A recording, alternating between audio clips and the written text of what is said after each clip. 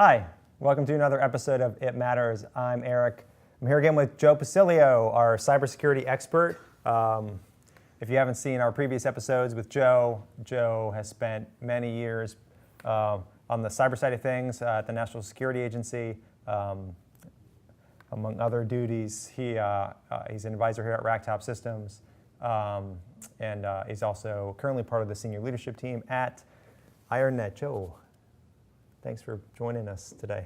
My pleasure, Eric. All right, so today we're going to talk about what does cybersecurity mean, and here's why. Because much like in the early days of the cloud, someone would hear the word cloud, and there would be 400 definitions of the word cloud. And I kind of feel like that's where we are with cybersecurity today. People kind of know that it has to do with security, but they don't really know the breadth and depth of what it really means. So this is kind of like our cybersecurity primer, right? So what within the enterprise construct, that's particularly what we're focused on today. What does cybersecurity really mean? Well, it has lots of meanings, and it sort of goes back to our culture. This society, the culture of society.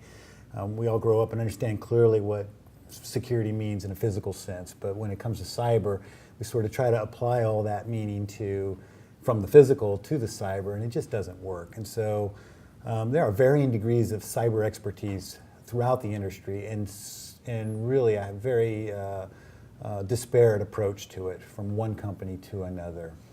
So is it, so within the enterprise, it's about sort of protection and security, right? So we kind of think about security as like firewalls and things like that. They've been around for a long time.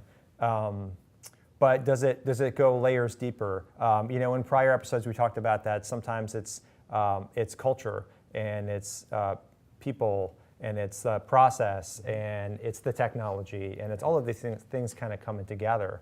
Mm-hmm.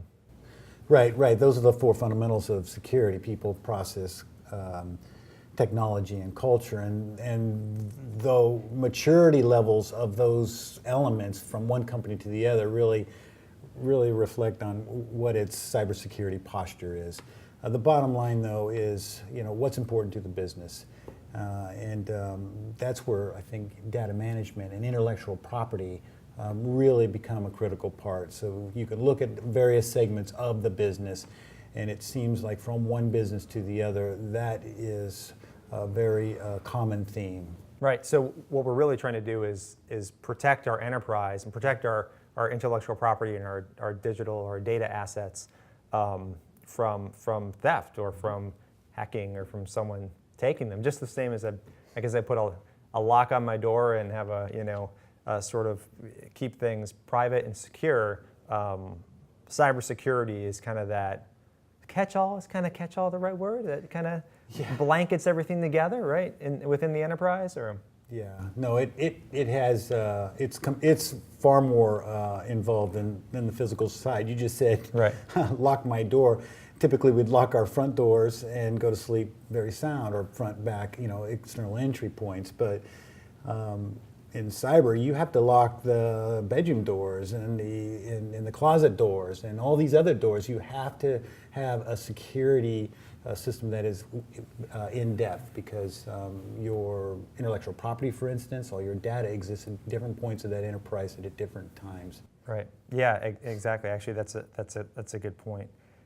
So let's talk about the maturity level within the enterprise today, right? So I think we both have talked about this in the past, and where IT budgets are very much there are line items in IT budgets for things like storage and certain software, but are there line items in IT budgets specifically for my cybersecurity efforts?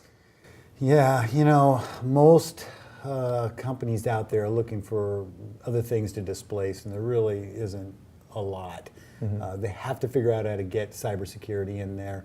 And like I said earlier, we have so many different degrees of maturity amongst companies. From one company, you have them just reluctantly throwing their hands up and saying, we just can't afford this, and they're taking the risk. Right. They understand the risk, and they're rolling the dice.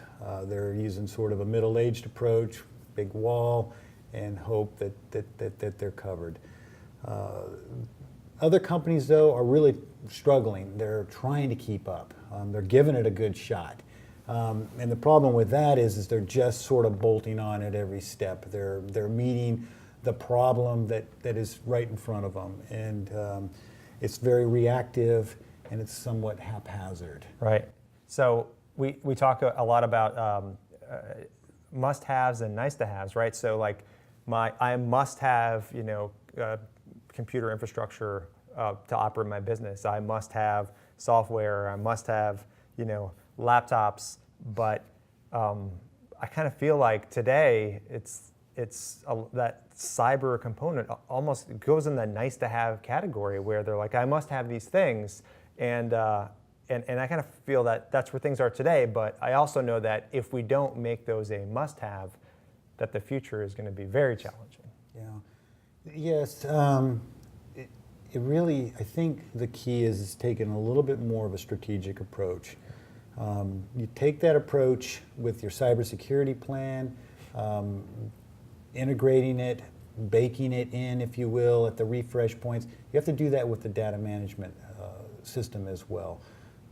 The only way you're going to get ahead of this threat is to actually look out and plan for a strategic way to have an ecosystem, if you will, right, of cybersecurity and data management fully integrated throughout your enterprise. So that's an interesting point, because one of the things we have within our myRack data management platform is sort of combining storage and data management with cybersecurity, right? Mm-hmm. So you take the must-have, nice-to-have, and it's actually combined in the same thing, and it can happen today. So you talk about you must have a place to store your data, but you can also have that same place be your cyber protection too, and that's sort of the approach we've taken here, and that's where we're going. So it sounds like that's really a necessity, It absolutely is, and the fact that all of our networks are connected at some level, it really moves away from sort of the old days wall defense. Yeah. And recognizing that an integrated system where the management, data management, and the security controls are fully throughout the enterprise, it's critical. So let's touch on really quickly this sort of cyber ecosystem, right? So as we started off by saying, you have, you lock your door, you go to bed, but within an enterprise, you lock the door, lock every path in between, monitor every path in between, right? There's a lot of different levels of access. The data is the endpoint. That's where that's the vault, right? That's where the gold is.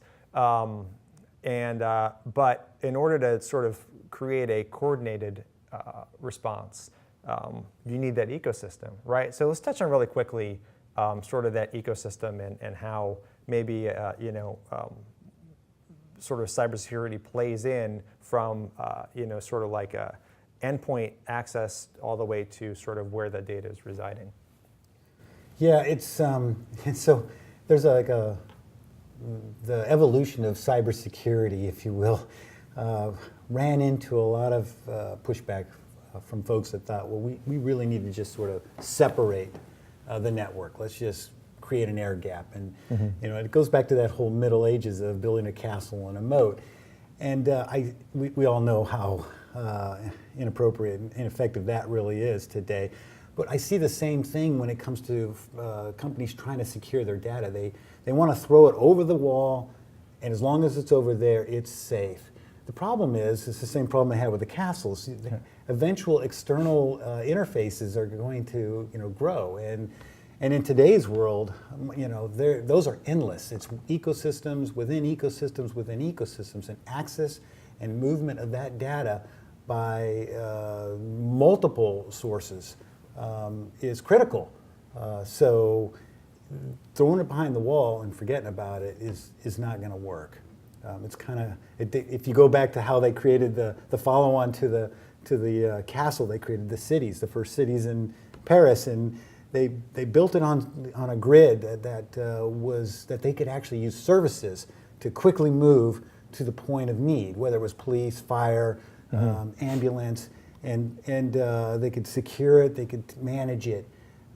That's the sort of environment that an efficient data management system needs to create. Right. Right. So it is. It's in essence. It's a.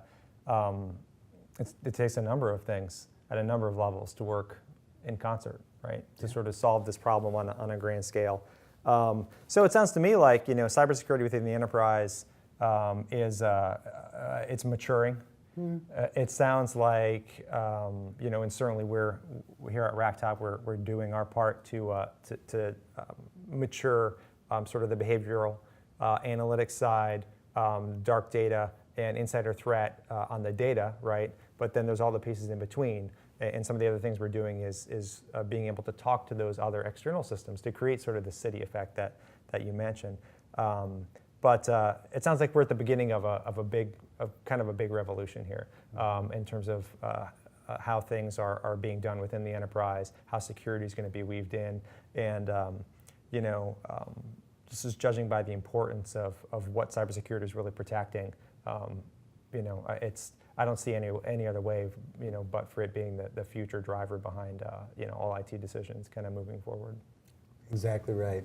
It's the Wild West out there, and it's sort of not for the faint of heart. You have to take it by the horns and really get in front of it. Yeah, sounds great. Well, thanks a lot, Joe. For more information on our RackTop's myRack data management platform and some of the cybersecurity components we have built into that, go to our website at www.racktopsystems.com. For myself and Joe, thanks. Until next time.